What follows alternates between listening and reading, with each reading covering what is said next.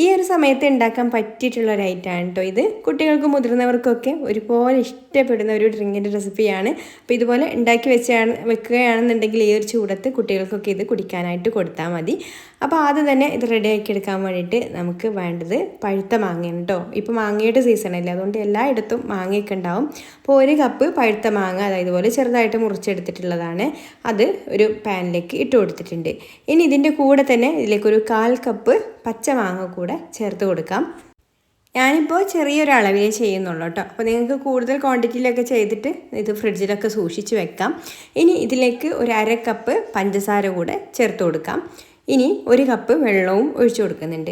എന്നിട്ട് flame on ആക്കിയിട്ട് ഇത് നന്നായിട്ടൊന്ന് തിളപ്പിച്ചെടുക്കണം. കുറച്ച് നേരം ഒന്ന് തിളച്ചിട്ട് ഈ ഒരു മാങ്ങക്കൊന്നങ്ങ് കുക്കായിട്ട് വരണം കേട്ടോ. പച്ചമാങ്ങയും അതുപോലെ പഴുത്ത മാങ്ങയും ഒക്കെ ഒന്ന് വെന്ത് ഇതുപോലെ അങ്ങ് വരുന്ന സമയത്ത് നമുക്ക് ഫ്ലെയിം ഓഫാക്കാം. എന്നിട്ട് ഇത് തണുക്കാൻ വേണ്ടിയിട്ട് മാറ്റി വെക്കാം. നന്നായിട്ട് തണുത്തതിന് ശേഷം പിന്നെ മിക്സർ ജാറിലേക്ക് ഇട്ട് കൊടുത്തിട്ട് നന്നായിട്ടൊന്ന് അടിച്ചെടുത്തിട്ട് ഒരു അരിപ്പയിലേക്ക് ഒഴിച്ചിട്ട് ഒന്ന് അരിച്ചെടുക്കണം. അപ്പോൾ ഇത് അരിച്ചെടുക്കുന്ന സമയത്ത് ഇത് കുറച്ച് തിക്കായിട്ടാണ് കേട്ടോ. അപ്പോൾ നിങ്ങൾക്ക് കൂടുതൽ വെള്ളം വേണമെന്നുണ്ടെങ്കിൽ ഈ ഒരു സമയത്ത് ചേർത്ത് കൊടുക്കാം.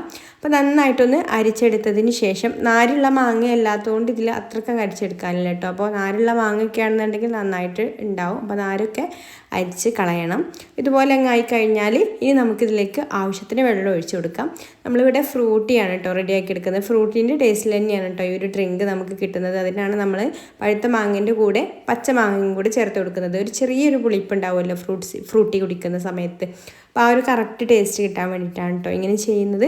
ഇനി നമുക്ക് അതിൻ്റെ ആ ഒരു കട്ടിക്ക് അനുസരിച്ചിട്ടുള്ള വെള്ളം കൂടെ ചേർത്ത് മിക്സ് ചെയ്ത് കൊടുത്തിട്ട് ഗ്ലാസ്സിലേക്ക് ഒഴിച്ച് കുടിക്കാം. അപ്പോൾ ഫ്രിഡ്ജിലൊക്കെ ഇതുപോലെ നമുക്ക് ബോട്ടിലാക്കിയിട്ട് സൂക്ഷിച്ചും വെക്കാം കേട്ടോ. ആവശ്യത്തിന് എടുത്ത് കുടിക്കാം. കുട്ടികൾക്കൊക്കെ ആണെന്നുണ്ടെങ്കിലും ഒരുപാട് ഇഷ്ടമുള്ള ഒരു ഐറ്റം തന്നെയാണിത്.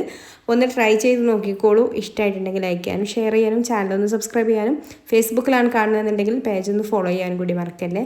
അപ്പം ഇനി മറ്റൊരു നല്ല റെസിപ്പിയുമായിട്ട് അടുത്ത വീഡിയോയിൽ കാണാം. Thanks for watching.